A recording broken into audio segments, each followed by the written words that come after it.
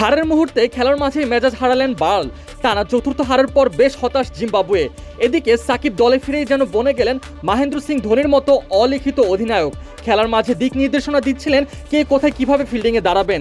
আর ওদিকে জিম্বাবুয়ের batter Jonathan Campbell ও মাসাকাজ্জা লড়ে গিয়েছিলেন জিম্বাবুয়ের হয়ে। একটা পর্যায়ে মনে হচ্ছিল এই বুঝি ম্যাচটা ফসকে যাবে বাংলাদেশের হাত থেকে। তবে অভিজ্ঞ সাকিব থাকতে বাংলাদেশের হাত থেকে ম্যাচ ফসকে যাওয়ার কোনো প্রশ্নই ওঠে না, যার ফলে জিম্বাবুয়ের বিপক্ষে টান টান উত্তেজনাপূর্ণ এই ম্যাচে জয় আদায় করে টানা চতুর্থ জয়ের দেখা পেল বাংলাদেশ। 144 রানের টার্গেটে ব্যাট করতে নেমে শুরুতে হোঁচট খায় জিম্বাবুয়ে। দলের রান তোলার আগেই তাসকিনের বলে বেনেট ক্যাচ তুলে দেন সাকিব আল হাসানের কাছে। ক্ষিপ্র গতিতে সাকিব এগিয়ে গিয়ে ক্যাচ ধরে শুরুতেই দলের সবার মাঝে পজিটিভ ভাইব ছড়ান। আর অপরদিকে বেনেট বিনা রানেই প্যাভিলিয়নের দিকে চলে যান। এরপর বল হাতে আগমন ঘটে সাকিব আল হাসানের। সাকিবের প্রথম বলে ক্যাচ উঠিয়ে দিয়েছিল মারুমানি, তবে সেই ক্যাচ ছিল সৌম্যের নাগালের বাইরে। অবশ্য সেই বল ধরতে গিয়ে ঘটে হাস্যকর ঘটনা। প্রায় সীমানার কাছে গিয়ে বল ধরতে গিয়ে হাত ফসকে পরে মুস্তাফিজ যখন সেই বলটি ধরতে যান তখন পা দিয়ে বলকে পাঠিয়ে দেন সীমানার বাইরে, যার ফলে সাকিবের প্রথম বল থেকেই আসে 4 রান। অবশ্য জিম্বাবুয়ের উইকেট পেতে বেশি সময় অপেক্ষা করতে হয়নি। ঘুরে ফিরে সেই তাসকিন এবার স্বীকার করলেন সিকান্দার রাজার উইকেট। একদম সরাসরি বোল্ড আউট করে সিকান্দার রাজাকে প্যাভিলিয়নের পথ দেখান তাসকিন। মাঠ ছাড়ার আগে সিকান্দারের ব্যাট থেকে আসে 17 রান, যেখানে 4টি চারের মাঠ দেখতে পাওয়া গিয়েছিল। তাসকিনের পর এবার সাকিব আল হাসান আসলেন তার ঝুলিতে উইকেট পড়ার জন্য।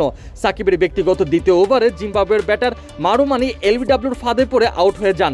যদিও মারুমানি রিভিউ নিয়েছিলেন, কিন্তু তাতে কোনো লাভ হয়নি। এরপর সাকিব তার পরের বলে আবারও এলবিডব্লিউর ফাঁদে প্রায় ফেলেই দিয়েছিলেন মাদানদেকে। যদিও আম্পায়ার সাকিবের সেই আউটের আপিল নাকচ করে দিয়েছিল, তবে অপরদিকে শান্ত রিভিউ নেন। আর রিভিউতে দেখা যায় সেটা নট আউট ছিল।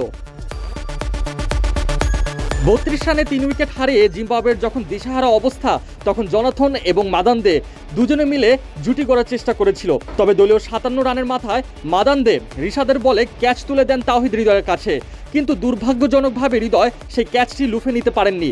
অবশ্য হৃদয় মাদানদের ক্যাচ লুফে নিতে না পারলেও রিশাদ তার সেই ওভারে ঠিকই মাদানদেকে এলবিডব্লিউর ফাঁদে ফেলে আউট করেন। মাঠ ছাড়ার আগে মাদানদের ব্যাট থেকে আসে 17 বলে মাত্র 12 রান।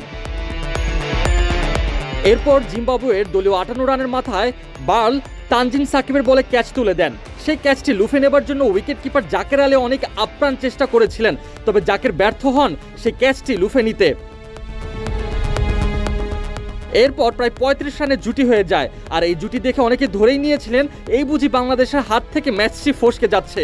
তবে দলীয় 92 রানের মাথায় মুস্তাফিজ বার্লের উইকেট তুলে নিয়ে কিছুটা স্বস্তি এনে দেয় বাংলাদেশকে।